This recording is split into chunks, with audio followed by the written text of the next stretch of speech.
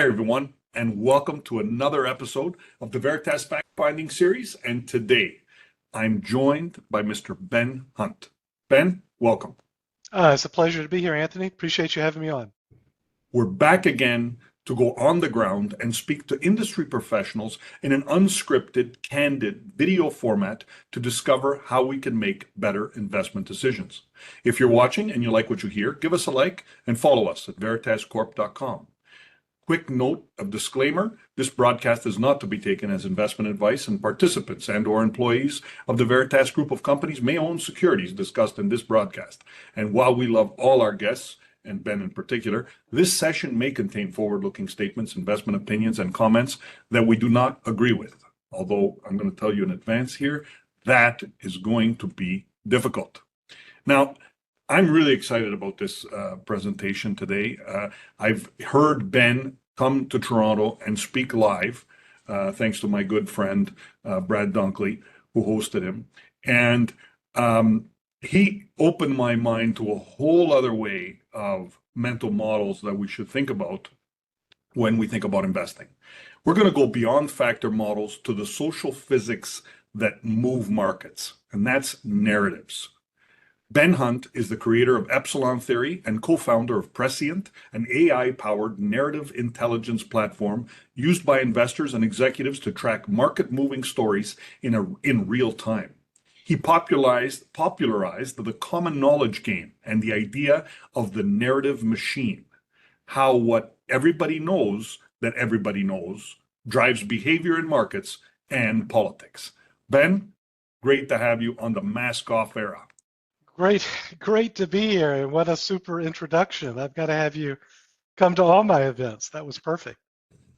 Next time you come, I'm going to tell you could tell Brad that I should do the intro. How's that? Perfect. All right. All the guests, I always like to have, tell us about yourself, why it is what you do, and how did you get into it?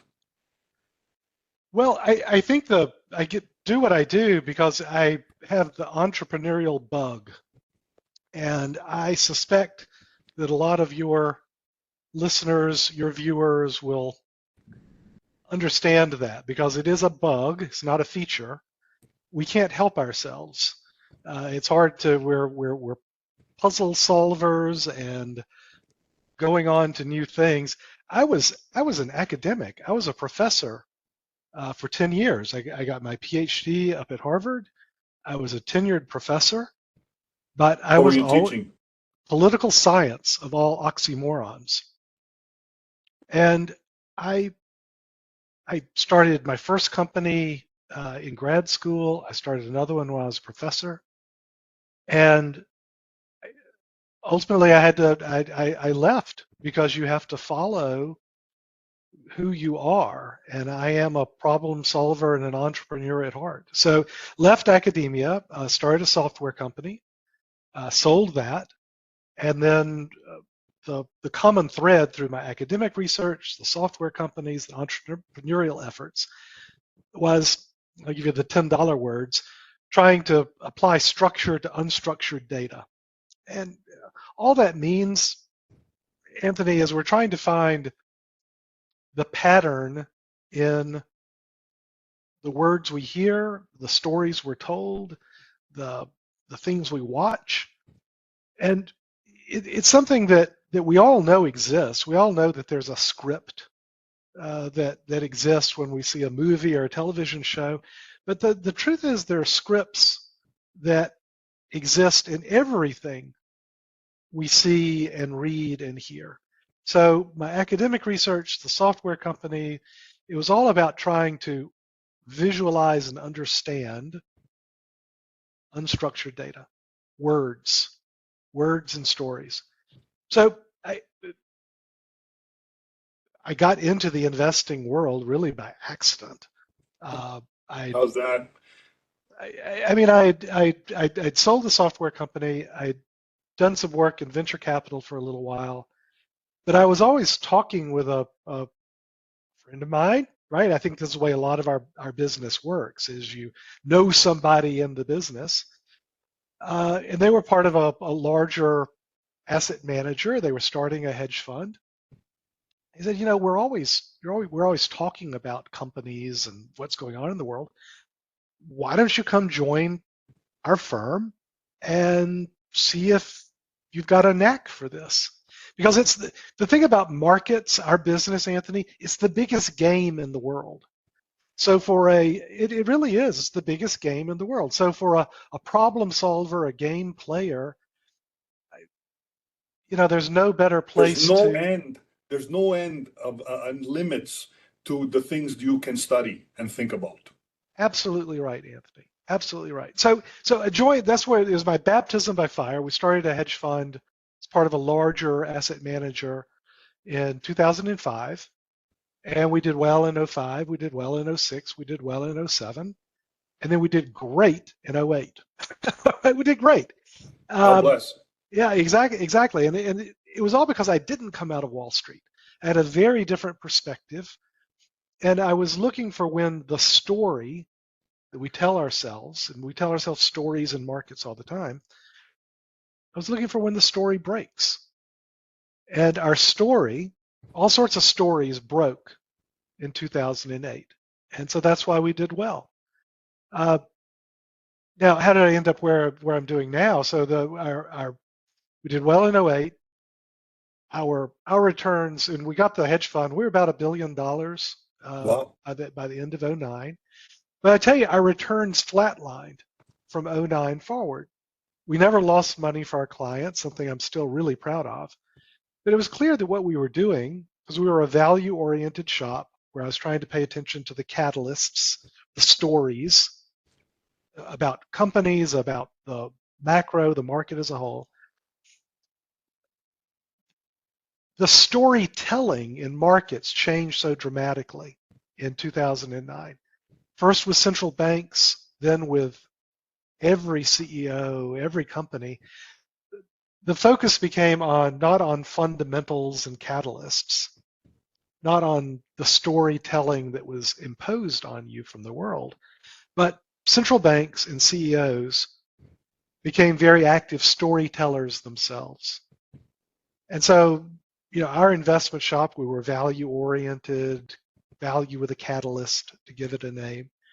And, our longs did fine, but our shorts, got killed. And so, like I say, our returns really flatlined from '09 forward. So I did the hardest thing ever, or at least something my wife still hasn't forgiven me for, and that's I gave all the money back. So and I wanted to do it, and this is I think a good life lesson for people in our business. The secret to our business is don't lose money for your clients. You always have to make money for your partners. If you can do that, it's a long and wonderful career. So I gave the money back before I lost money because what I did didn't work anymore. Looking for value and catalyst and the fundamentals didn't work anymore. And so I wanted to step back from managing other people's money and try to figure out, well, what does work? How should we think about investing and managing other people's money in a world where the storytelling takes over from the fundamentals? So that was 2012. That's when I started writing Epsilon Theory, which is my effort to just try to figure this out in public. And so I've been doing that ever since. Joined an asset manager, spun out from there to start my own research company with my partner, Rusty Quinn. And we've been doing that for the last 7 years to really figure out the science, again, behind applying structure to unstructured data. What are the patterns and the signals in the storytelling that we hear from central bankers, from politicians, from CEOs, from everything you turn into to see on CNBC or Bloomberg? Because it's all storytelling, Anthony. Every multiple is a story. Every CEO or CFO who gets on to give an earnings call, they're telling a story. They're presenting the world to you in a way that's attempting to shift your behavior. Once you start seeing that, and you start seeing the patterns and the language and the way you tell that story, it's a whole different way of looking at the investment world. And I've gone from being, a true blue, believer in fundamentals to thinking, well, you know what? It's storytelling all the way down, and that even value is a story.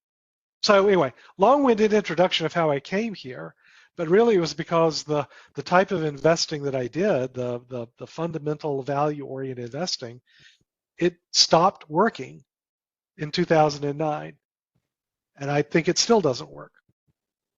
I developed 10 rules of investing, and one of them is you have to always be humble. And very few can do what you did, which is very interesting. But today you're managing money or not managing money? Today we are focused on being a technology company. So we develop the tools to, well, we read everything that's published in the world. We read all the news. So, Right. tens of millions of articles, anything, any newspaper, any blog, anything in the world, we pull it in overnight, and then we read everything for the stories that are being told, the market driving stories that are being told, and then we sell that analysis to other investors. We're picks and shovels guys. I'm really focused on the technology here. I'm gonna, because this is blowing people's mind. If you think about this, you're gonna read reams and reams of data. Okay. Well, Ben Hunt is not sitting there flipping pages, right? I think technology has really made your methodology. It's put it on steroids, right? Is that safe to say? Oh, I'll put it into real context here. Yeah, please. So the models we work with, the math that we use here, it's the same math I was using 35 years ago as a grad student and then as a professor. I was building, we didn't call them large language models back then. We didn't even call it natural language processing. That's all we were doing, right? But instead of getting everything that's published in the world, we have these giant pipes that everything comes to us. 35 years ago, I was hiring grad students to read microfiche in libraries. Wow. But it's the same idea. So you've absolutely nailed it, Anthony. That no one's invented cold fusion. The math we're using on language modeling and the like, we've had the math for 30 years. What's changed was first big data, getting all the news just in a delivered to you in electronic form overnight. Big compute, so the ability to hook up to AWS or Azure or whoever and get infinite computing processing power. That, because the calculations we need to make, the math is not complicated, but it has to happen at enormous scale. So to use the kind of numbers that you hear about when you talk about the hyperscalers and the chat GPTs, so in the last few months, we've processed over 200 billion tokens. Tokens are words or phrases. They're the inputs and the outputs for LLMs. We've processed hundreds of billions of tokens. So the scale here is just enormous, but it's big data, it's big compute, and then it is the development of these large language models that has made a big difference for us. And I'm sorry to go on about this, but this is really crucial. No, I think, you know what, we're touching on something that to help people understand what LLM is about, because I think we talk about AI, and I'm so amazed. I love that you said this. It's not rocket science. It's not new. We've had this. We're just doing it at scale like we never thought possible. In incomprehensible scale, really incomprehensible scale and incomprehensible speed. What I will tell your listeners, your viewers, the key to success with using whatever you use, ChatGPT, Claude, whatever it is you're using, what everyone tries to do is you try to ask it an open-ended question. ChatGPT, tell me what are the narratives that are important for stock XYZ? The problem is that ChatGPT or Claude will give you an answer. Correct. If you ask it that question again 10 minutes later, it'll give you a different answer. The key to working with all of these generative AI genies, because they are genies and they'll answer any wish you have to keep it stuffed inside the bottle. You have to tightly control first what it's allowed to look at, what is allowed to read. The key thing is you have to control how it thinks. You have to constrain it in what it is allowed to think about on the text that you are allowing it to look at. And then you have to use another genie to come back and say, how did that genie do? So it goes by the phrase it's called context engineering. It's what prompt engineering used to be. But it's much more than just asking it the right question with the right words. You have to put it in a bottle, and you have to control all the inputs that it's allowed to use to give you an answer. And only then will you get non-slop, non-hallucinatory, repeatable answers. Another way to put it is to think of using LLMs as an operating system. It's not the application. You don't just ask it a question and get the right answer.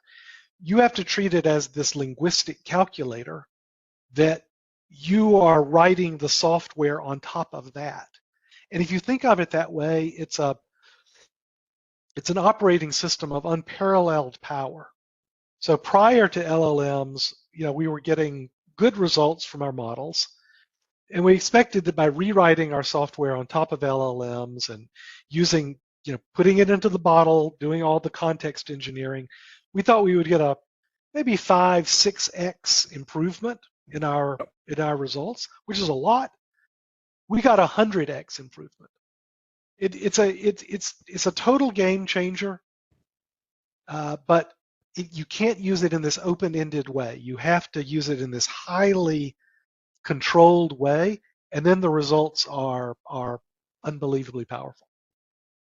But for all those listening, I Yeah. could just say, Ben, we're done now, and we'd already superseded anything you could have ever listened to and learned about what is AI, because that's the key. I tell my guys, you have to treat it like a wild animal. Put the barriers on how far it can go forward, backwards, side to side, so that it only covers what you want it to cover and scrapes to get the information and the answer that ultimately is the best answer for whatever decision you need to make. I love that. Anthony. I learned that the hard way.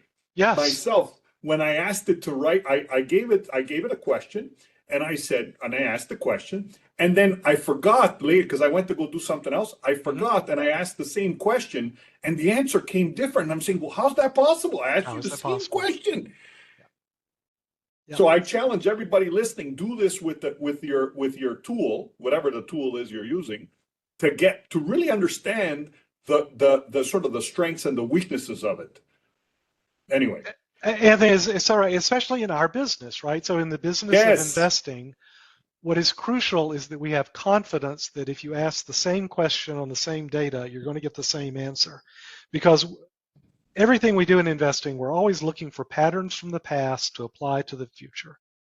And like I say, it's a tool of unparalleled power, but you have to keep it in a box, tightly control what comes in.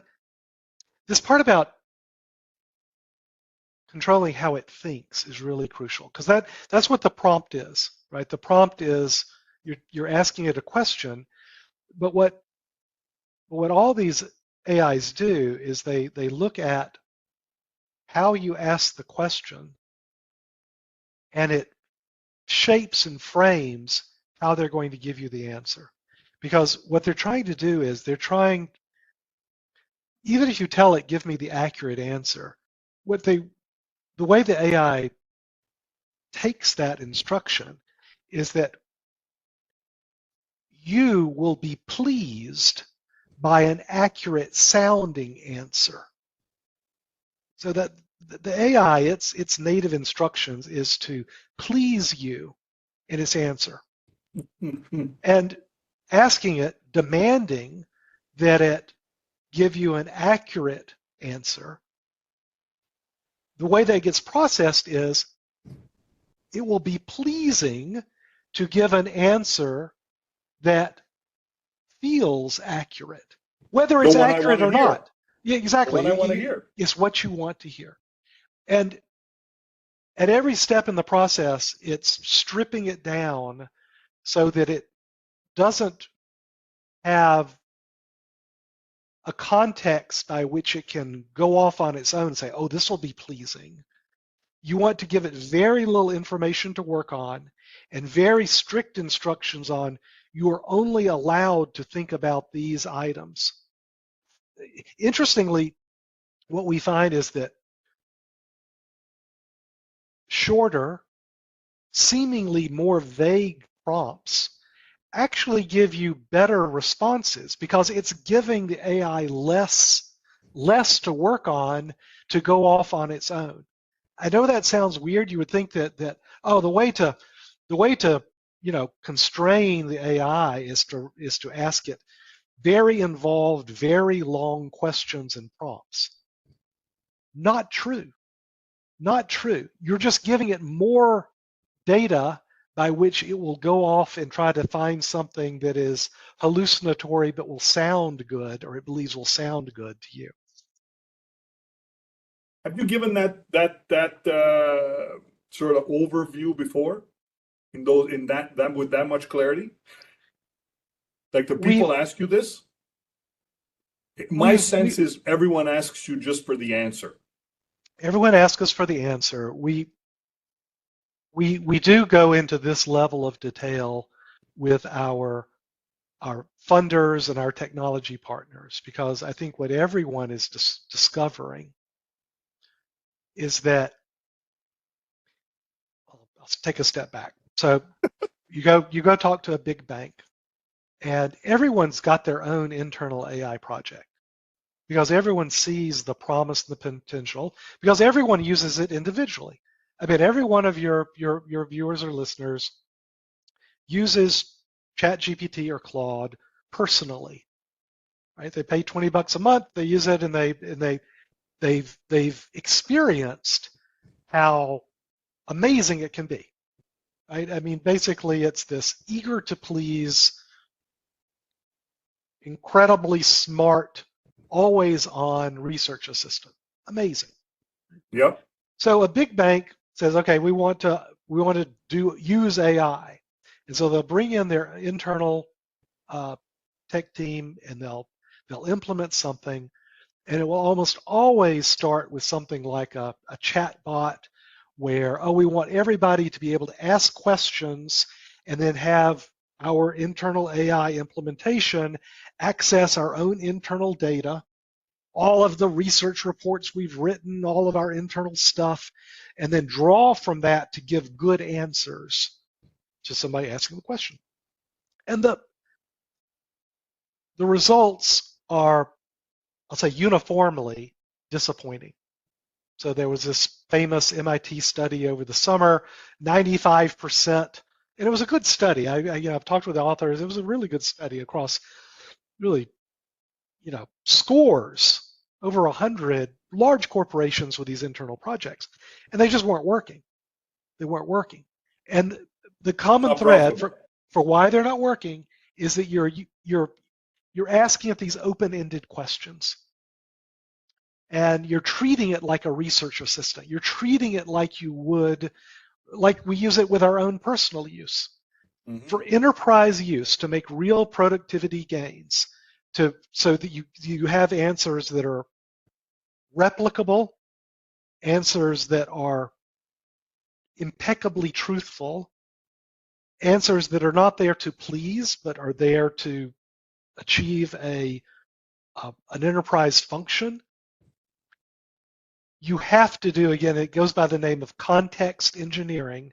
It means you have to engineer not just the prompt, you have to engineer every aspect of how that LLM interacts with its world. And that's not again, cold fusion. That's out there. The trick is to have the experience and the just the experience Knowledge. to actually knowledge to actually how you put that together. So we're going to move on because there's lots of things we need to dig sure. into. But I'm going to ask just one quick thing. Maybe this can be a short answer. Is how can you ensure that the information you've received when you ask even a very contextualized question is actually accurate and doesn't have hallucination, or let's say is the best possible answer? I don't know about the best possible answer, but Okay. in terms of avoiding the hallucinations, you have to control what it's allowed to read so that it doesn't go off and pull something that it just makes up, right? So you control what it's allowed to read, and then you have to get another LLM or human, but you have to check the work, right? And you have to be able to do that at an at-scale way. But if you control that middle part, how it's allowed to think, and you control what it's allowed to think about, the hit ratio, the success ratio is better than any human. It's an incredibly powerful tool. All right. Let's move on to some key topics we're going to talk about today. One, we're going to talk about America first, and then we'll move into what you're seeing as today's stress points. Sure. So with America first, you talk about having a new equilibrium. In So What, Now What, you call America first a nonlinear break, a regime that can't be unrung. Maybe that you can talk to that about Sure. what that means for rates, deficits, industrial policy, etc. Well, so America First is the name given to a story. Yep. So that again, I really try to see the world through the stories that are being told. And in terms of market impact, the most powerful stories that have been told over the last 15 years have been monetary policy stories. So what's different today is, and this goes by the name of fiscal dominance, or the impact of Trump, but the stories that are coming out of the White House, the messaging that's coming out of the White House is actually much more important than the messaging that's coming out of the Fed. That's different, right? So it's stories all along from 2009 till Trump's coming in at the beginning of the year. Really, in terms of market impact, we paid attention to the forward guidance, the words of the Fed chair, other central bankers as the real market movers. Trump, his storytelling has swamped monetary policy storytelling, intentionally so. Right? So now it's the stories that are coming out of the White House, and the story, America First, is the shorthand to the stories and the policies that come through that. So that's what I mean by America First. Like the big story that was told before that, Pax Americana, because that was the last time we had this sort of storytelling that would come out of the White House and really dominate the financial world. So Pax Americana is, again, the shorthand given to a whole range of policies that were the post-World War II world. America First is at a level of Pax Americana in the sense of its sweeping nature across not just monetary policy, not just fiscal policy, but also defense policy, also trade policy, labor policy. It's a shorthand to all of these policies and all the stories that are told about these policies. So that's why it's so impactful. In terms of its impact, look, it's a much smaller worldview than Pax Americana. Pax Americana was designed to be the United States dominating every international game that's played, every game of trade, every game of security, every game of labor, every game of capital. The United States was at the center of all those games. We set the rules for all those games. In return, we created these institutions which made the United States first among equals. So these were security institutions like NATO, for example. These were trade organizations. These were capital flow institutions dominated by the United States, but in, I'll call that, rule-setting way, not in a bilateral, we propose, we're the stronger one, so we're going to set these individual rules in bilateral relationships. Pax Americana was intentionally multilateral, but it was enormously beneficial to the United States. America First is replacement of these multilateral institutional rule-setting organizations with bilateral rules on everything. Bilateral trade agreement between the US and Canada. Bilateral security arrangements between the US and Germany, you name it, right? So it's a new type of story that is a different way of setting the rules of the road across all these different games that we play. And in the aggregate, it leads to us all being worse off. Sorry, but that's the impact of this new regime. It's I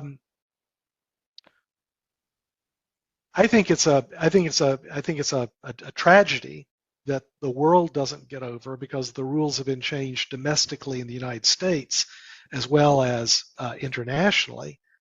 But like I say, you can't unring this bell. Once you change these policies, you can't go back. That's what it means to be in an equilibrium state. This is the new balancing point. So that's where we are. It's bilateral relationships. It ends up with a lower potential global growth, higher global inflation, but that's the choice that the United States has made. They've blown up the old institutions and replaced it with these bilateral relationships. And that narrative you talk about now, what does that mean for Canada and this concept of U.S. exception, the U.S. dollar exceptionalism, the onshoring, the election meta stories, what that you've talked about? What does that mean for Canada? So for Canada, it means that they're not just for Canada, but for U.S. allies who are participants in these multilateral institutions. Used to be allies. Maybe. Agreed, right? So the multilateral institutions did allow for free riding. They did. And that was a price that the United States willingly paid. We will willingly pay more than our quote unquote fair share towards NATO because that allows us then to set the rules for NATO policy, and it's a very effective way to control us. Right, exactly. Essentially blowing that up in favor of bilateral relationships. Canada can't reinstitute the multilateral arrangement on its own. So it's going to cost Canada more because you will have to go it on your own more than you were able to before. Mm-hmm. What Canada has to do, what all these countries have to do, is find non-US partners. It throws you into the pond, right, and forces you to swim, i.e. make trade, security, other relationships with countries other than the United States. That's why I think it's a tragedy, because it means that both the United States and Canada will end up being worse off than they were before. But That's the world. That's the world. So it's But why would they knowingly? Like, this is the part, like, I yeah, never look at situations and say, Donald Trump is doing this and he's stupid. And those that are in the, in the White House are not unaware. I never think that. I think they know something. They're acting based on some type of knowledge or information, expecting some type of outcome. my view is that, and this is why I'm going to describe it as myopic or short-sighted. And what I mean by that is, in the short term, it is possible to win these bilateral games in relationships. Right now, the United States is winning its its game with Canada. We are, Yep. because we're a far more powerful country, Yep. and so we are winning. In the long term, Canada, and it's a bit, it's forcing Canada to be more resourceful, more cunning. It forces Canada to make some, I think, long overdue changes domestically, Yep. right? Because the free Interprovincial riding, tariffs and the free riding, the benefits that Canada got from these multilateral organizations allowed Canada, in my view, domestically and internationally, to coast a little bit. There's no more coasting. That's gone. Now, in the long term, because Canada's not stupid, and Canada is very resourceful, and Canada has a lot more levers to pull over the long term than this White House believes they do. The United States is going to be worse off too. And the United States is going to be a lot worse off when we have a crisis and you turn the tables and say, okay, well, what's in it for us? Because right now, that's what the United States is asking of everyone, both our strategic adversaries and our strategic allies. They're asking, what's in it for us? Pay up. mm-hmm. Long term, I think that's a terrible mistake. Short term, we're going to win that direct negotiation.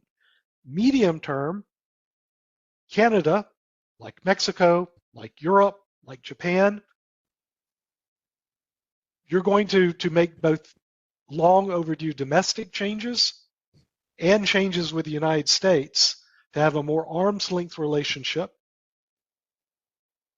And it won't be as easy. You won't be able to coast like you were in the before times during Pax Americana. But you'll end up being more independent and more resourceful and more able to stand on your own 2 feet. That's where it's all going. Do you think there's a possibility we could actually create a North American union similar to what they have in Europe? A North American Union without the United States, or with the United States? With the United States? Not a chance. Okay. All Not a right. chance. So Canada's going to have to look east and west, right? And South will still be the most important trading partner, and you'll have to develop your own hard-nosed, where you can, relationship to not be a client state of the United States.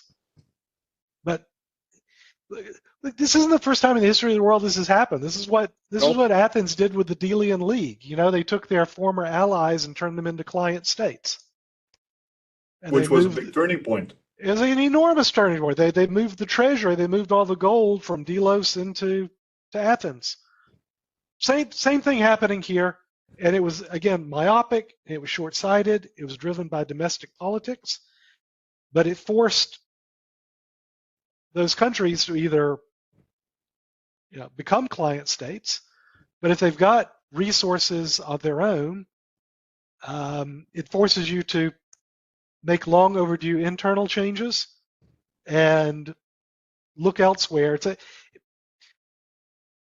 It's a tougher world, but it's the only world we've got, and that's what Canada's got to deal with. But there's going to be a time of pain because we can't make this transition, I think, without absorbing some type of pain, economic pain. This is true. So this is not just true for Canada. It's true for so many large companies in the United States. So right now, when the White House was blah blah blah blah blah, you show up and you give a gold coin, and you say all the right words, and you have to give on you have to bow and scrape, but the whole time you're thinking, I'm looking for my ways to turn the tables. So it's a matter of bowing and scraping to the Mad King, making the necessary changes you've got to make domestically. You don't do things to piss off the Mad King, like doing the Ronald Reagan, speech about tariffs. Totally right, but there is this adjustment period, and U.S. corporations are doing it too, and they're all saying yes, sir, whatever you say, sir, but nobody believes that in their heart. Everybody's thinking, all right, this is what we got to do to get along right now, and then we're gonna, there will come a time when the relationship shifts. All right. I want to let's dig into the last part of the session, and I want to focus on stress points. Sure. And when I saw you recently, I'll never forget that meeting. The last time you came to Toronto, that was in 2020. It was in February, and we were in a small room, and you gave a presentation, and you showed pictures from the internet that you had scraped in some fashion. That were of what was going on in parts of China. Mm-hmm. And you said, no one is looking at this. This is not something that's meaningless. Yep. I don't remember the exact words. At the time I was left, no, what is he talking about? This is real. And so we actually repositioned all our portfolios as a result. Got to tell you that. And had a great March. But now, when you came and spoke, you said that you hadn't been as stressed since then as you are now. And your recent piece, it's the smart move, flags Tricolor and First Brands and Canaries into 2007 early cracks. I'm going to leave it there and turn it back to you to tell us what you're seeing today. Sure. So February of 2020, we're seeing from a narrative point of view, a storytelling point of view, is the dominant narrative in the United States around COVID was it's just the flu. And what we're able to pick up from China, to your point, was the numbers being constructed. I mean, we reverse engineered how they were generating the fake numbers that they were coming out of Wuhan. So, that was the source there, and the source of my nervousness, which was, that there was a tsunami coming. The economic tsunami, like say in 2008, we had an amazing year. And it was because we were able to identify the canaries in the coal mine in 2007 for real systemic stress and a banking system, not collapse, but seizing up of the banking system. So there were these two funds that went out in the summer of 2007 from Bear Stearns, and that was the first time that these funds that had highly rated tranches of mortgage-backed securities, they failed because of the default pattern that was happening already in 2007 in the United States. So I'm sure as a lot of your readers, recall this time where Bernanke was saying, oh, subprime is contained. You know, you'd go to the countrywide conference call and they'd be showing the evidence. Well, maybe it's a little bit on Alt-A's, but it's going to be fine. These stories and the real life of them, they spread like a virus. It's the same, again, it's the same math. So the stories today and about it's being contained, but what is being contained? Defaults, right? So in the same way that the root problem in 2007 going into 2008 was a nationwide decline in home prices leading to widespread mortgage defaults. That's what blew up the world in 2008.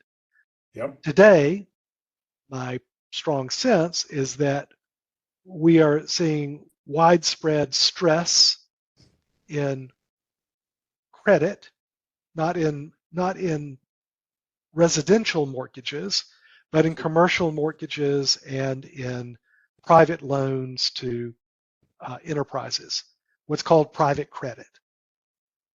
So the big shift in the banking system over the last 10 years has been so much of the lending into the corporate sector has moved from commercial banks to, we used to call them shadow banks, but Yep. we call them alternative asset managers. So alternative asset managers, private credit issuers, they're the ones who are making the loans to private companies. Private companies like Tricolor, private companies like First Brands that went belly up a month ago. My strong view is that there is a very similar pattern to 2007. Essentially, those were the Bear Stearns funds of 2007. So we're not in 2008. Today we are The Tricolor and First Brands. That's right. It feels so much to me like the summer of 2007. So you are here. I feel like we're in the equivalent of the summer of 2007, when central bankers, heads of banks are saying, no, it's fine. There's no problem. It's all contained to these rogue companies.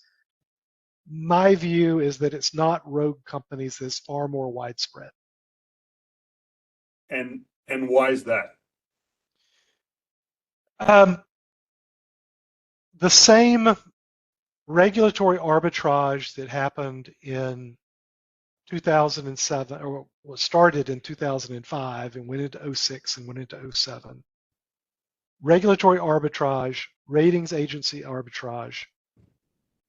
What that means is that you're changing the rules, the regulatory rules, or you're getting rating agencies to give bespoke, better than it should be ratings for the paper that you're using to securitize this. Yep. The products themselves, is what always happens. In the same way that we made way too easy mortgage loans from 05, 06, and 07 because you could securitize them and then sell them.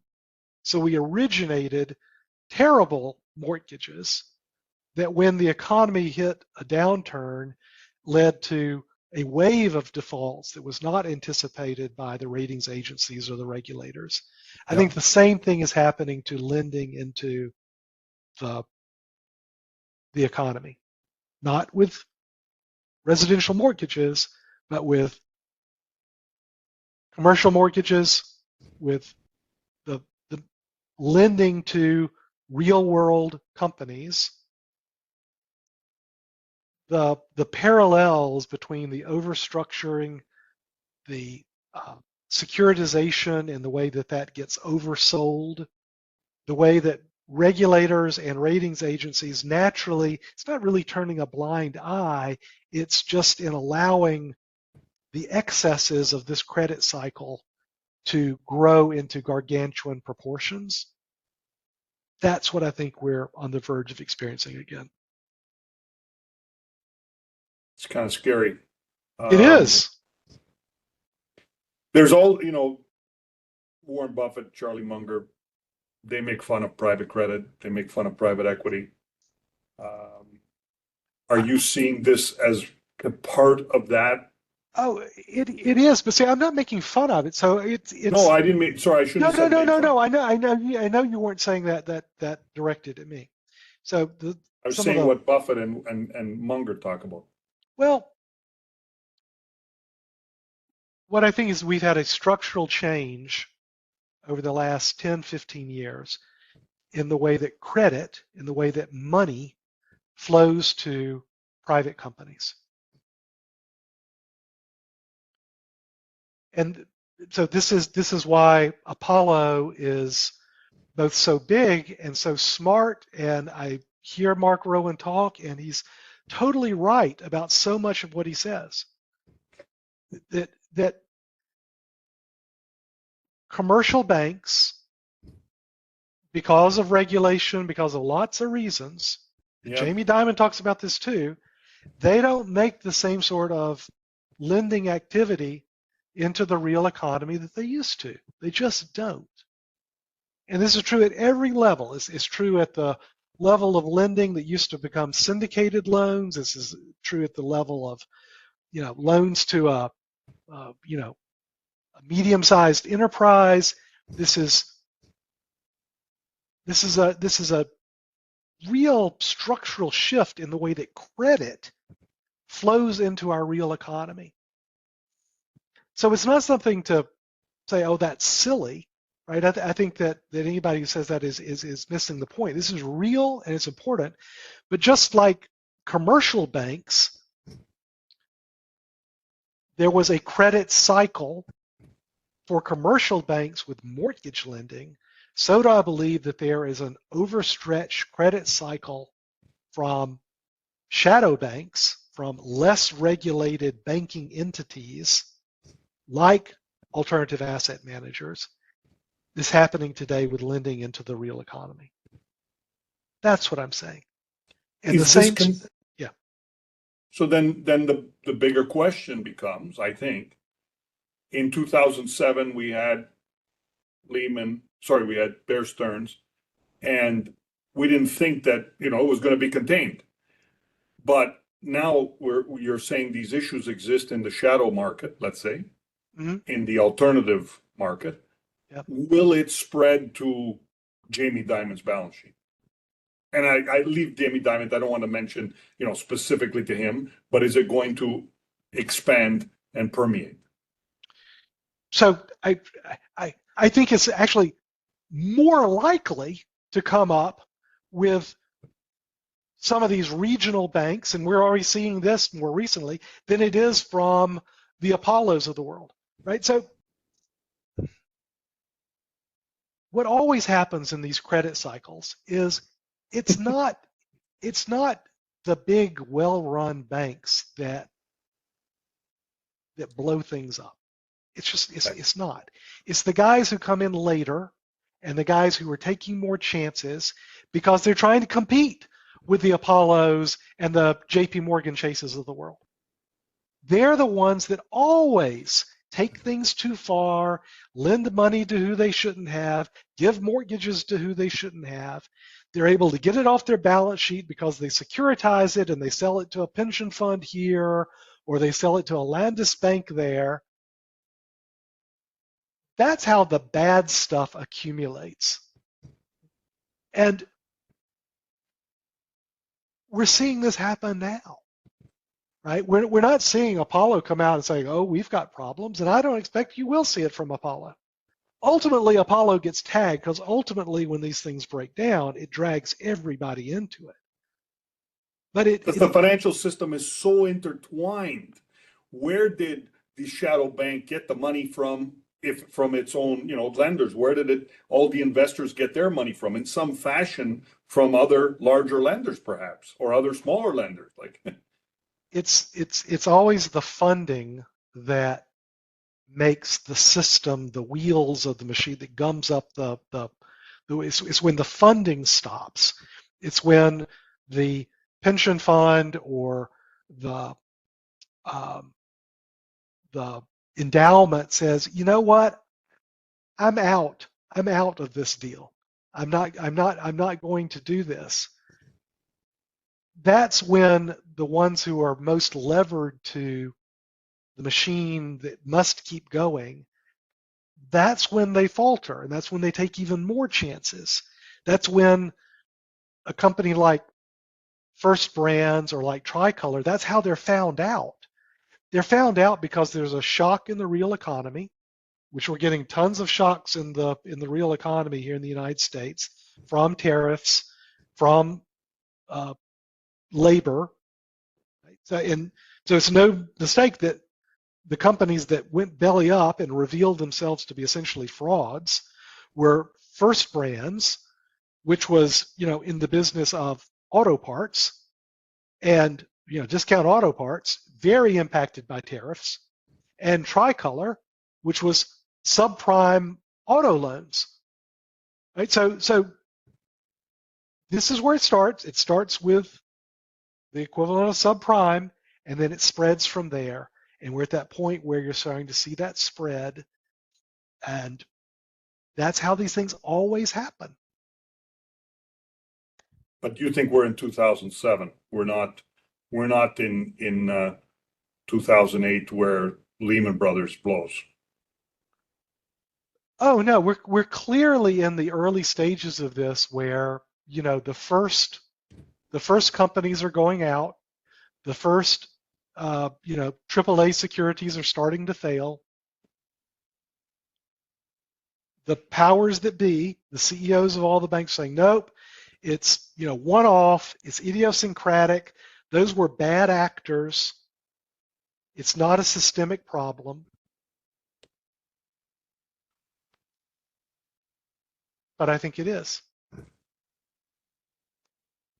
And that's the research we try to do. So trying to say, where are we in this credit cycle, so that investors can protect themselves. And the key, being early is just as bad as being wrong, right?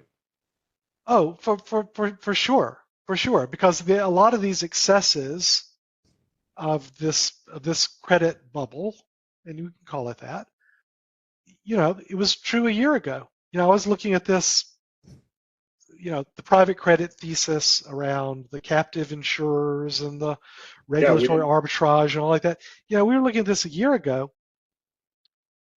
It's early. It'd been like trying to short mortgage-backed securities in 2006, right? You're shorting them in 2006, you get your head handed to you on a plate.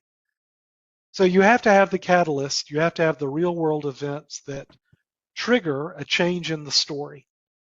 And I think the story, we're seeing this in our work, the story around the financial system, private credit, the real economy and lending into the real economy, that story is starting to change. And so now if you look at where we go from here, there's the big topic, I think, of the day is AI. And I'm thinking, you didn't touch on this when I last met you, but there's been significant lending to many of the hyperscalers. And that has taken place, from our research, from many of the private credit groups and private equity groups, and from NVIDIA itself, and of course, AMD, Yep. and Oracle, et cetera, et cetera. Your perspective on this? So I think they're the last ones, in the same way that the big, giant, well-run companies, Apollo, JP Morgan, they're the last to get taken down. I think this is the private credit investment that will be the last to fold. The reason I say that is that the catalyst for companies to fail, for being unable to make payments on the loans they've got, it's not coming from the AI world, it's not coming from data centers. Where it's coming from are from companies, real economy companies, that face the non 1% of the economy. right? That are facing the bottom 90% of the consumer economy. It's the Tricolors and the First Brands that are facing that, just like it was in '07, going into '08. Auto industry rolls over. Housing prices roll over. It's not hyperscaler CapEx that's going to break this market. It's just not. What's going to break this market are a gumming up of the funding works for lending into the real economy, which the AI CapEx world ain't. That ain't the real economy. Correct. Right? The real economy is homes, offices, cars, food. That's the real economy. And just like in '07 going to '08, that was where the weakness was. That's where the weakness is here as well. So that's where I think one needs to look, not at the admittedly, right, insane world of basically the snake eating itself with AI commitments and spending. But that's not my view. That's not the epicenter of the earthquake that's coming. But the epicenter is happening, as you say, in the real economy. Yes. Companies and transactions, but that will ripple, because if that starts to struggle, then no one's going to believe that a $30 billion run rate company can invest $1 trillion of capex. Correct. You nailed it. So just a quick lightning round, some things I picked up in Sure. your recent writings. One narrative you think the street's fitted to right now? The AI capex and the issue around the valuation. So it's you often see this, right? And it's a inside baseball internal market thing. We're overfitted to valuations, particularly of the AI companies, where we need to be more focused as what's happening in the real economy, because that's where you're going to, I think, have the potential for a credit freeze, and then everything, as you say, ripples out from that. Is there a narrative that changed your mind in 2025? Absolutely. So I've never been a gold person. Never, ever. And in February of this year, we talked about this. I think it became necessary to have an uncomfortably large position in gold as an insurance against government error. Oh. So that was. You wrote to your clients. That's what to do. Yeah, back in February, and then caught all of that. But I think now that's been discovered. Anyway, that we talk a lot about that around the story around gold. Do you think the story around gold's over? No, I don't think it's over. I think we're out of the discovery phase for the meaning of gold as an insurance policy. So it's still, in our best days, it's still a long, but it's average size as opposed to uncomfortably overweight. Large. Yeah. The most underappreciated carrier of market narratives, someone, a platform, or institution. Underappreciated. Yeah. That's a good one. Honestly, the most underappreciated carrier in terms of I think they've got their finger on the pulse of what's happening, but don't get the same sort of play are local and regional newspapers. Wow. So I actually find in reading a local newspaper, because it's not what I do differently. I mean, I read the same stuff that everyone else is reading, but I think I read differently. So you can train yourself to look for the stories. What type of stories are they talking about? And I actually find regional and local newspapers again, they're a good window into what's happening in the real economy in a way that national news and Love it. sell side research really doesn't have anymore. That's why we go on the ground and talk to people that are actually working in the business or are looking at things differently, like yourself. I never, I've learned so much so far, and I think I could ask you about, how you figure out weather patterns, because I know you have pattern, you can look at your math and think about that.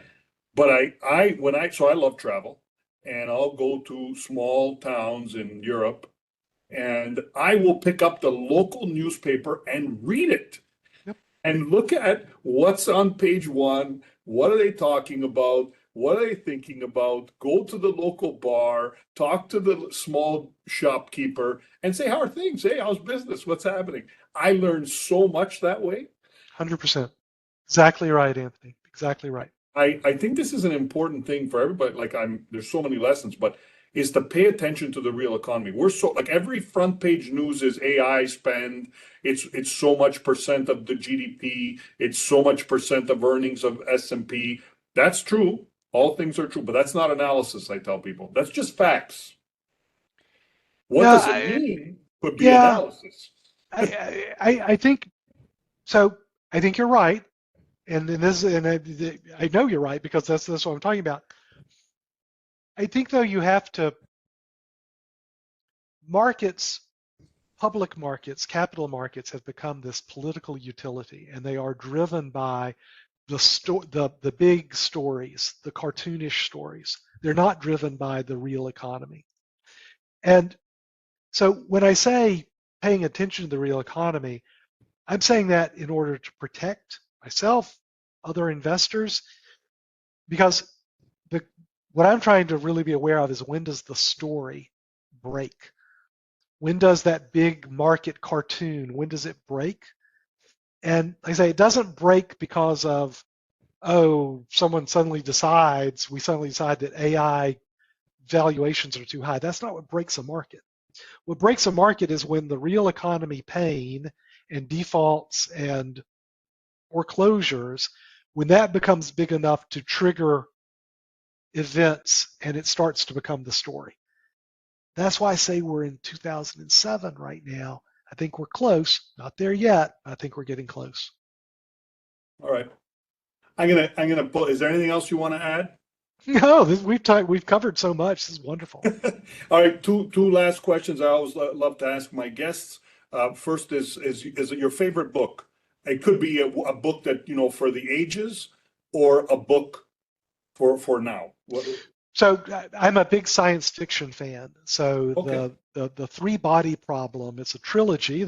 I think Apple made it into a television series, which is actually pretty good, or maybe it was Netflix. I forget who did it. But the three body problem by Chinese science fiction writer is amazing, Xixin Yu. And so the three body problem, it's a trilogy, totally my favorite. Okay. And your favorite breakfast that you like to have, and if you have a favorite breakfast restaurant, because I love breakfast. Breakfast is the best meal of the day. So I'm from Alabama, right? So I'm from the deep South. So for me, best possible breakfast is grits, right? Grits, Not fried instant eggs, grits. fried eggs, and as much pig as I can put on a plate. So whether that's sausage or bacon, I don't care. But the pig is nature's perfect food. So I want a lot of pig, I want fried eggs, and I need some grits. There's your perfect breakfast. Are the eggs over easy? No, sunny side up, man. Come on. Gotta live dangerously. Ben, this has been such a fruitful conversation. I'm coming to Alabama. I'm going to send you an email. I'm actually coming with my wife. We're doing a tour of the Deep South, Nashville, all the way across to Atlanta and You're gonna love Georgia. it. You're gonna love it. You're gonna have a great time. Keep well, Ben, and keep writing. And for everyone, please, Epsilon Theory, you can look at, very easy to find online, and subscribe. All the best. Thank you, Anthony. My pleasure. Bye bye.